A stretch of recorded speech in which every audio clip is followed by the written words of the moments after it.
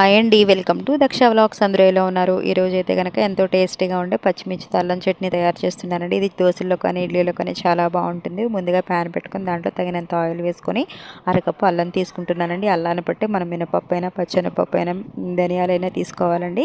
పచ్చిమిర్చి అయితే నేను కారంగా ఉన్నవి అయితే ఒక కప్పు తీసుకుంటున్నాను. కారం లేనివి అయితే కప్పున్నర వేసుకోవచ్చండి. ఇది దోరగా వేయించుకొని పక్కకు తీసేసుకొని అరకప్పు పచ్చెనపప్పు, అరకప్పు మినపప్పు, 2 స్పూన్స్ జీలకర్ర తీసుకుని ఇవి దోరగా వేయించుకొని పక్కకు తీసేసుకోవాలండి. కొంచెం ఆయిల్ వేసుకుని దాంట్లో ధనియాలు కూడా ఒక అరకప్పు తీసుకొని అవి దోరగా వేయించుకొని పక్కా తీసేసుకోవాలండి. 25 గ్రాములు చింతపండు తీసుకుంటున్నానండి. ఇవి వాటర్ పోసుకొని మరిగించుకోవాలండి. నేనైతే ఒక 50 గ్రాముల బెల్లం తీసుకుని ఇవి బాగా కరిగించుకొని చింతపండు రసంలోకి వడకట్టుకోవాలండి. ఇసుక అనేది లేకుండా వడకట్టుకోవాలండి. ఇవి వడకట్టుకొని మరిగించుకోవాలండి. బాగా చింతపండులో బెల్లం అనేది బాగా మరైతే పచ్చడి అనేది టేస్ట్ అనేది చాలా బాగుంటుంది. ఇవి కూడా ఉడికిన తర్వాత దీంట్లోకి కొంచెం వాటర్ అనేది అల్లం చింతపండు గుజ్జు అనేది మిక్సీ జార్లో అల్లం పచ్చడి పడుతున్నప్పుడు సరిపోతే వేడి నీళ్ళు అయితే పోసుకోవాలి కాబట్టి మరగపెట్టుకొని పక్కన పెట్టుకుంటున్నాను.